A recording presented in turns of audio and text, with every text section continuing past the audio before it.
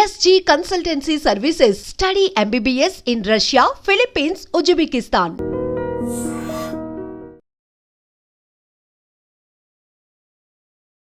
నమస్కారం, welcome to I dream. ధర్మ మార్గం విత్ విజిత కార్యక్రమానికి స్వాగతం.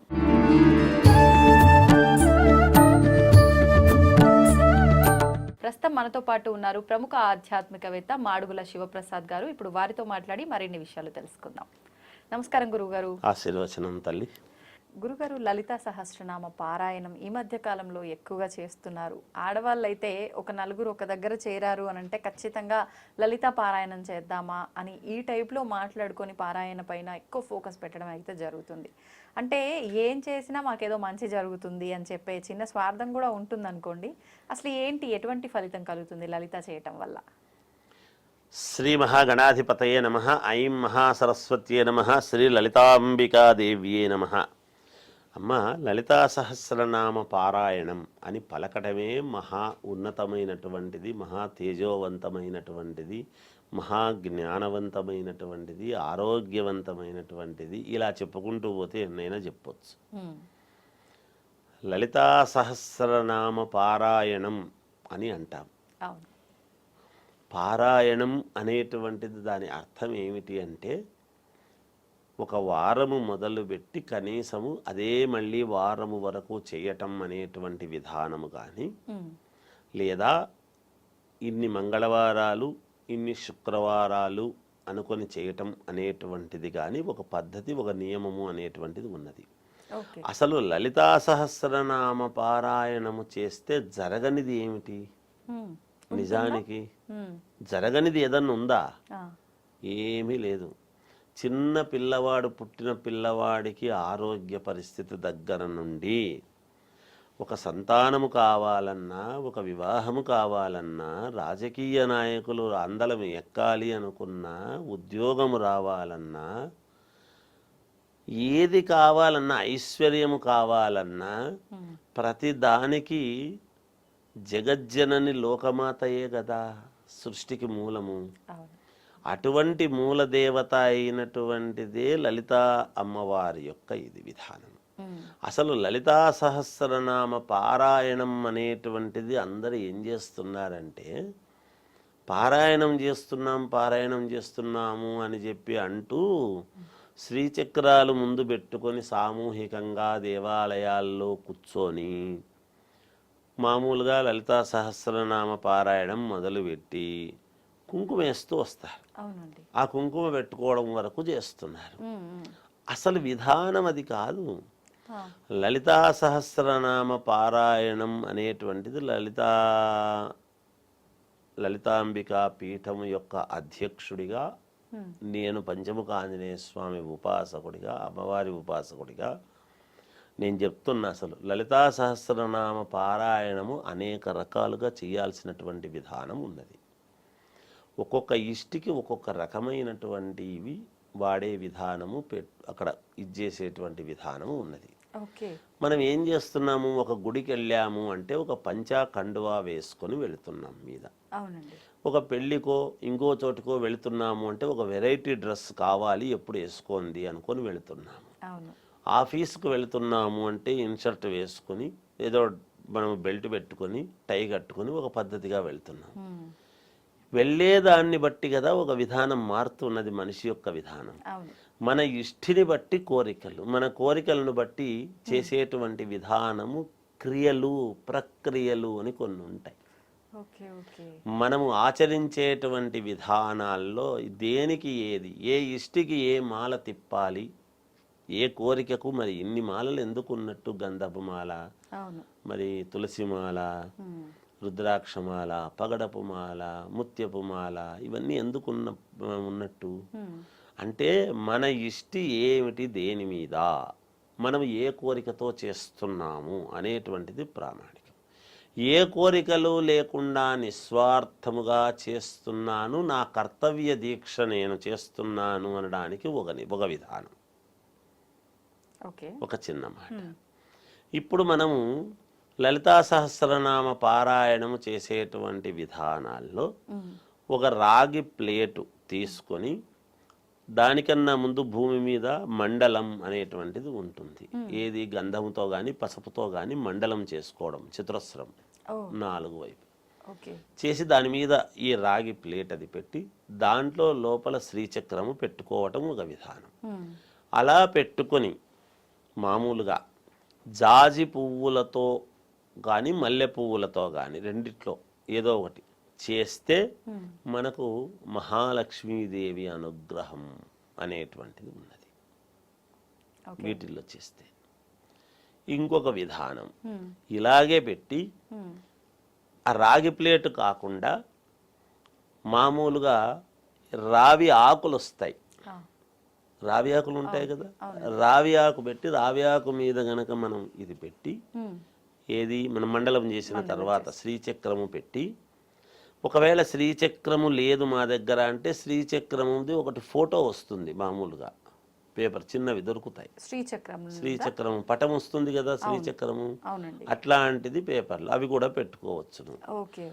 అది శ్రీచక్రం అక్కడ పెట్టి వీళ్ళు ఎర్రటి పువ్వులతో చేస్తే ఇల్లు కానీ కోర్టు పరమైనటువంటివి ఏమైనా ఇబ్బందులు కానీ భూమికి సంబంధించినటువంటి తకరారులు ఇట్లాంటివి గనక ఉంటే పోతాయి అనేది ఉంది.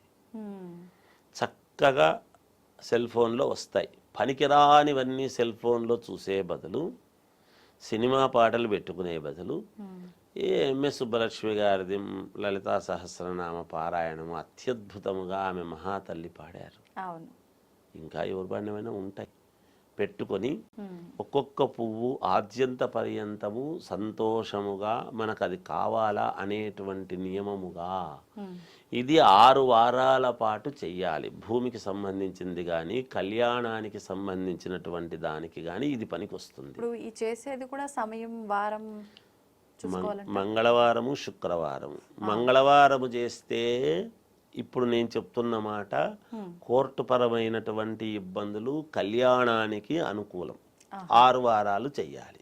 ఏది రావి ఆకు పెట్టి దాని మీద శ్రీచక్రము పెట్టుకుని ఎర్రటి పువ్వులతో చేస్తే ఇది కలుగుతుంది.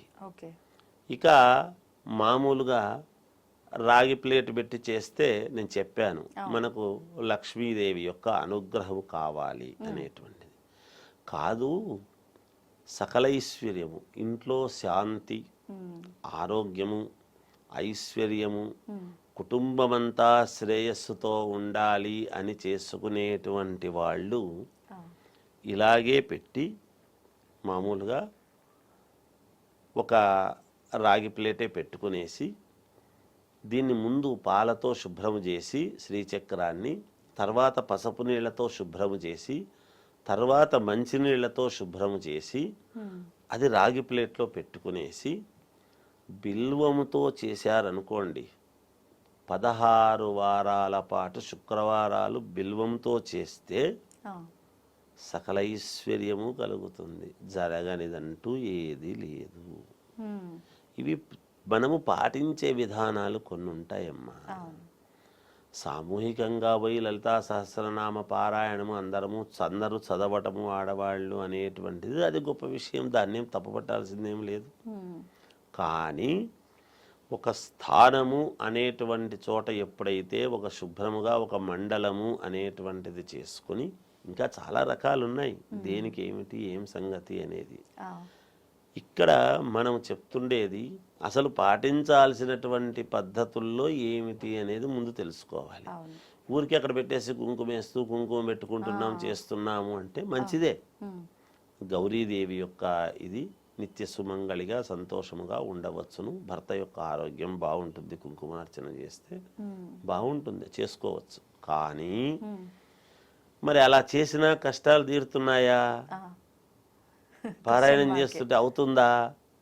అందుకే చెయ్యాల్సినటువంటి విధానము పారాయణము అని ఎప్పుడైతే మనం పలుకుతున్నామో, ఇది 16 శుక్రవారాలు చేసిన తర్వాత ఒక 16 మందికి ఎవరికైనా ముత్తైదువులకు ఒక తాంబూలం ఇవ్వటం అనేటువంటిది పద్ధతి.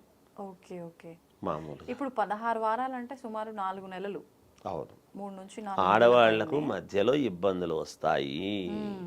కంటిన్యూగా చేసుకోవచ్చు. కొంతమంది మధ్యలో ఆటంకం వస్తే మొదటి నుంచి మొదలు పెట్టాలంట కదా, అలా అయితే అట్లయితే జీవితంలో కాని పని అది. అది ఏదైనా ఆడవాళ్ళు ఇప్పుడు ముఖే సరస్వతి అన్నట్టుగా గృహే గృహే శక్తి అన్నాడు. ఆడవాళ్ళు ఎవరో కాదు కదమ్మా, అది ఏదైనా భగవంతుడు అమ్మవారి యొక్క ఇదే కదా. అది కూడా ఇప్పుడు వాళ్ళకి ఏదో ఇబ్బంది వచ్చింది అనేటువంటిది కూడా అమ్మవారు పెట్టినటువంటి ఇదే. అది అందులో మనం ఏమి ఇది కాదు దానికి. అది 5 రోజులు స్నానం అయిన తర్వాత ఒకవేళ ఫర్ ఎగ్జాంపుల్ 5వ రోజు 4వ రోజు శుక్రవారం పడింది అనుకోండి, ఆ వారం వదిలేయటం, నెక్స్ట్ వారం చేసుకోవటం. 5వ రోజు శుక్రవారం పడితే చేసుకోవచ్చు, 5వ రోజు తలస్నానం చేసి. 4వ రోజు తలస్నానం చేస్తారు, 5వ రోజు తలస్నానం చేస్తారు, చేసుకోవచ్చు. ఏది చేస్తున్నామో మనం, ఏదైతే వివాహానికి కళ్యాణానికి లేకపోతే మన ఈ కోర్టు పరమైనటువంటివి భూముల పరంగా ఉండేటువంటి దానికి మనం చేస్తూ ఉన్నప్పుడు ఆడవాళ్ళు కానీ మగవాళ్ళు కానీ ఎవరైనా చేసుకోవచ్చు, చేయకూడదు అనేది ఏం లేదు. ఇది ఎవరు కూర్చొని చేస్తూ ఉండినా ఎర్రటి వస్త్రము మీద వేసుకోవటం ఒకటి. లేదు మనకు లక్ష్మీదేవి యొక్క అనుగ్రహము మనకు కలగాలి కావాలి అనుకునేటువంటి వాళ్ళు తెల్లటి వస్త్రము మీద వేసుకోవటం. మన మీద తెల్లటి వస్త్రం ఉండాలి. ఇది తెల్లటి రవిక గుడ్డ కానీ ఇంకోటి లేదు, మనం తెల్లటి వస్త్రం ఏదైనా మీద ఉండాలి. మనం మీద కట్టుకునేటువంటి వస్త్రాలు కట్టుకుంటే తెల్లటిది కట్టుకోవడం అనేది కాదు కాబట్టి మనం తెల్లటి వస్త్రము మీద వేసుకుంటే చాలు. అలా ఈ ఫలానానికి ఫలానా అనేటువంటి ఒక విధానం ఉన్నది. అలా ఇది కంప్లీట్ గా ఇన్ని వారాలు అయిపోయేదాకా నియమాలు ఏమైనా పాటించాలా? ప్రత్యేకించి కొన్ని పూజలు చేసేటప్పుడు నేల మీదే పడుకోవాలి అని, దాంపత్యం ఉండకూడదు అని, మాంసాహారం తినకూడదు అని చెప్పి ఇలా చెప్తూ ఉంటారు. ఏ రోజైతే చేస్తున్నామో ఆ ఒక్క రోజు నియమం పాటిస్తే చాలు. మరుసటి రోజు మళ్ళీ మామూలు. మానవ జీవితం కదా, ప్రతిదానికి ఇన్ని వారాలు పాటించు అన్ని వారాలు పాటించు అంటే ఇక్కడ చిత్త ఏకాగ్రత అనేది అవసరం. ఇప్పుడు గృహస్థు యొక్క లక్షణాలు కూడా భగవంతుడు నిర్ణయించినటువంటిది.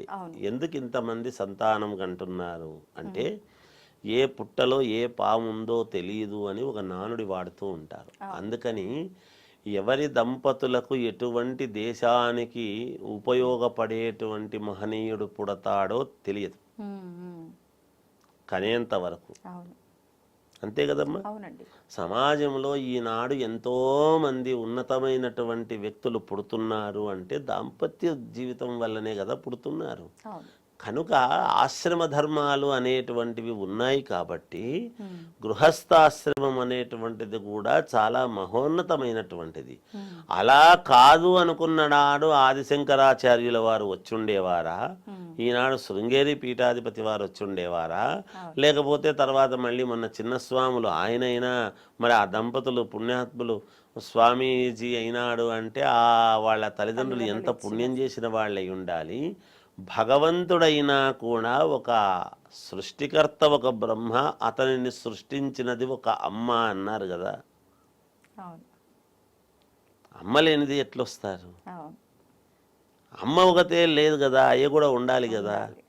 అందువల్ల కదా ఏది ఈ సృష్టి కార్యాన్ని తప్పుగా అనుకోరాదు మనం. అందుకని ఆ ఒక్కరోజు పాటిస్తే చాలు తల్లి, మిగతా రోజులు పాటించక్కలు పూర్తి అయ్యేంత వరకు అనేది ఏమి కాదు. కానీ ఆ ఒక్కరోజు కొంచెము చాప నిద్ర ఆ శుక్రవారం నాడు చేస్తే, మంగళవారం నాడు చేస్తే, మంగళవారం నాడు మాత్రం చాప నిద్ర, బ్రహ్మచర్యము అది పాటిస్తే చాలు. సాత్వికమైనటువంటి ఆహారము తక్కువ తీసుకోవటం, అది అలాంటివి చేయాలి. చేస్తే అన్నీ ఫలిస్తాయమ్మా. లలితా సహస్రనామ పారాయణంలో అదొక్కటి చాలు జీవితానికి, ఇంకా ఏది అక్కర్లేదు. ఆ లలిత మనకు శ్రీచక్రములోనే బిందువు, త్రిమూర్తులు, పంచభూతాలు, నవగ్రహ అన్నీ ఉన్నాయి కదమ్మా అందులోనే. ఇంకా అందులో లేనిది ఏముంది తల్లి? అందుకని లలితా సహస్రనామ పారాయణం అనేటువంటిది మానవ జీవితానికి మంచి మార్గదర్శకత్వం అనేటువంటిది అవుతుంది అని చెప్పగలుగుతాను. ధన్యవాదాలండి. జయోస్తు. దీన్ని తవ్వండి, తవ్వుతూనే శివలింగం. సరే దాన్ని అట్లా కప్పేసేయండి, చూపించదండి. Krishna is there. మూర్తి పూజ కాదు, సాక్షాత్ బ్రజేంద్ర నందన భగవాన్ ఉన్నారు మూర్తిలో. ఏమీ ఆశించకుండా ఆరాధించే వాళ్ళు కూడా ఉన్నారా ప్రభుజీ? నిజమైన భక్తి అంటే మనకు తెలియదు కాబట్టి